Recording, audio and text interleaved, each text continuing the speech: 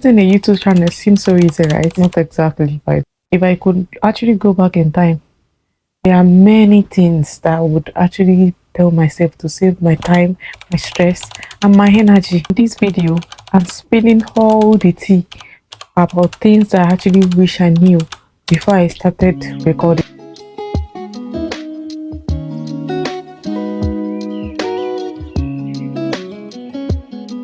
Hello, welcome back to my channel. My name is Aisha. In today's video, I'm actually talking about what I wish I knew earlier before I started my YouTube. Whether you are just starting now or you are thinking about it, these tips will help you avoid the mistake I've made, and I will set you up for success.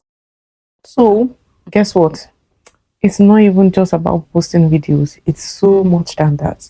YouTube is just so filled with strategies. You just have to learn those key things you have to do to actually to be able to succeed in this YouTube game. Your titles, your thumbnails, your actual video length, and the time you post, they all matter. So some recently I actually really did not understand how important your titles are. For example, before I just pick my title or pick whatever I like and I write it on it. And then before I used to use one pick hat to do my thumbnails. It's so wrong. Before I feel like you learn so much more from actually watching other people's and learning from them, because I didn't realize how important thumbnails are. Now I start creating my thumbnails myself. I use Canva. It's a very good way to actually app to actually help you create your thumbnails. Your SOEs are so important to you. You have to make sure that you're actually getting it right. What you are using, I use something like TubeBuddy. It really helps you to know the amount of views you've got, or it helps you to keep track of it basically. And you can actually use there's this called VidMate or something. It's really important. So it's not just about posting your video, it's the video you're actually posting. Is it a relatable content? Everything from your introduction to your title to everything, it's very important. If before, I remember when I started, I just thought, oh, I was just going to start and upload. I remember my first video, my first ever video. I posted something and I talked about something, I posted it, and someone messaged me and said, oh, YouTube is not on it's not vertical mode, it's horizontal difference. But my point is that you have to know what kind of thing you're actually doing. You have to know what you're getting yourself into and be prepared. You just don't want to just upload and leave it like that. You have to get a catching title.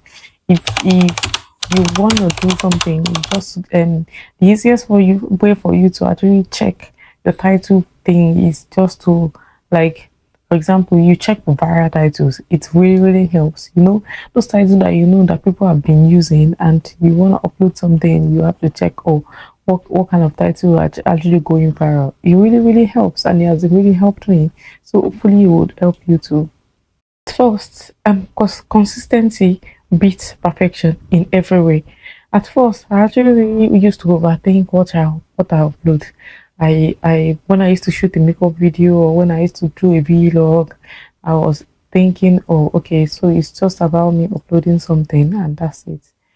And then I will upload, and then in the next 2-3 months I will upload again. To be honest, I knew I was not consistent at all. I was not being I wanted was, oh, okay, maybe at least one video in a week, and I thought, oh, I could focus on other social medias and then just do this whenever I can, but it doesn't work that way. You have to really be consistent. This 2025, I really want to come out there and just be consistent in what I do. At least one video in a week. I want people to actually know that I'm being consistent, even if it's just me talking to you or doing whatever I love or doing makeup. I just want to be consistent. YouTube is all about consistency. They will push your videos out there to other viewers only if you are consistent. If you are not consistent, I don't think YouTube algorithm actually works that way. You would not do anything. You'll just gonna be stuck on less than 100 views, which is nothing.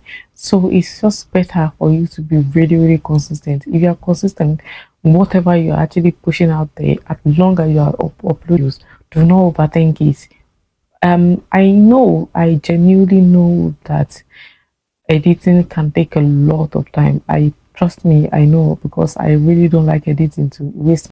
But if you actually really get into it, you find it, you just edit and upload, edit and upload. It's not that easy, I know, but once you actually get there, you actually see that it actually pays, and you get more and better. You know, before I started, I was thinking, oh, I have to pick a niche. I have to know what I want. I have to pick one particular thing and do. Yeah, people like it, and people have been talking about it. Yeah, you need to pick a niche. You need to know what you want to do. You want to. I was so confused because I like everything. Basically, it's a lifestyle YouTube channel. So I feel like picking a niche will be like, oh, okay, should try actually be a makeup artist. Like I should do upload my makeup only.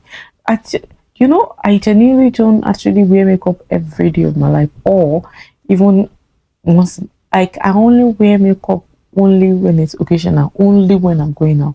I don't have time wearing makeup every time, so it was difficult for me to pick a niche. So I'm telling you that you do not have to, if you are just starting, you don't have to worry about picking a niche.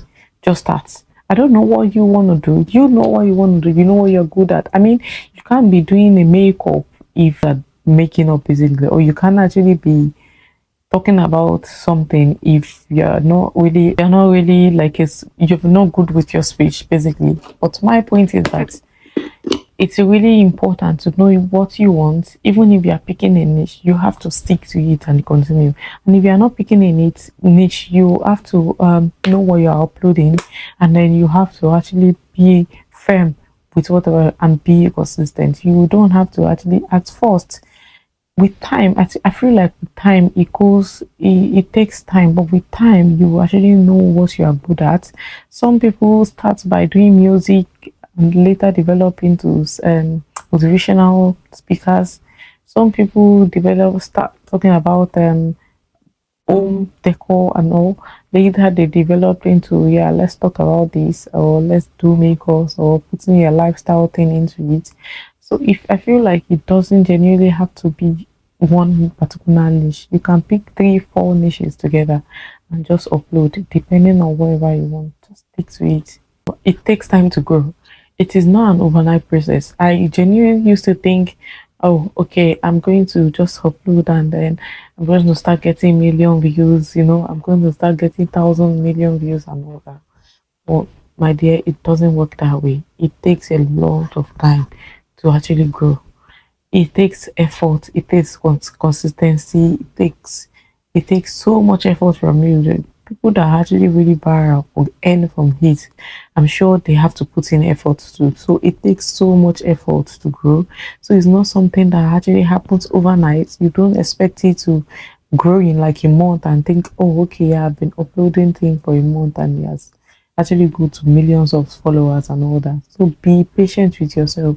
As long as you are doing something, as long as you are posting something, as long as you are trying your best to actually be there, I feel like you are definitely gonna be there. But you have to be very patient with yourself. Don't overthink it too much and don't blame yourself for not trying. You are giving it a shot, you are trying, and that's the first step. The rest step is just being consistent with it and knowing what you're doing. Engaging your audience is the key. I used to post before and just log off, but it is really important to reply to those comments, to engage your community, to build your community, to answer their questions. This is really important, and it actually makes you grow. So if you are engaging your audience, is really one of those keys that you. Equipment is everything, but do not overspend. I remember when wanted to start, I was asking one of my YouTubers, like a friend. I was asking her, I was chatting her up, and I said, "How much will I need to get my camera?" And then she was like, "Oh, you don't need a camera. I mean, you have a phone. You can start with your phone." I was overthinking it too much. I actually thought, oh yeah, I'm starting a YouTube channel now. I need to go and get my camera. I need to get a green light. I need to get this, you know. Equipment is good. Equipment is relevant, but start with what you have. What you have is important. You can make use of the little things you have. If you can't afford to buy a ring light now, use your phone, get a tripod stand, and use your daylight.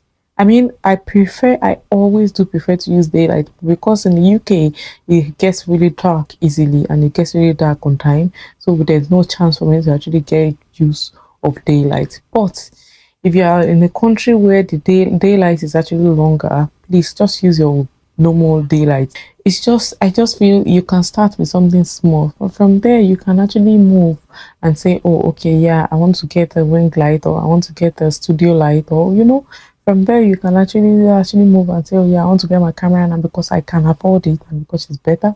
But use what you have. You just need your tripod stand and your phone. That's it for now. Start with little thing you have.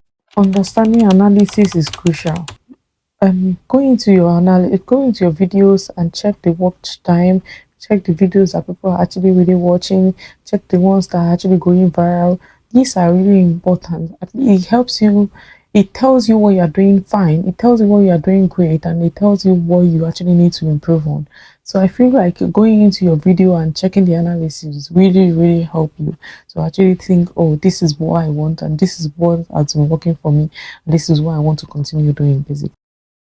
You will face burnout. It's normal. Honestly, I always get so tired about thinking of what I'm going to post, when I'm going to post it, and when I'm going to shoot it.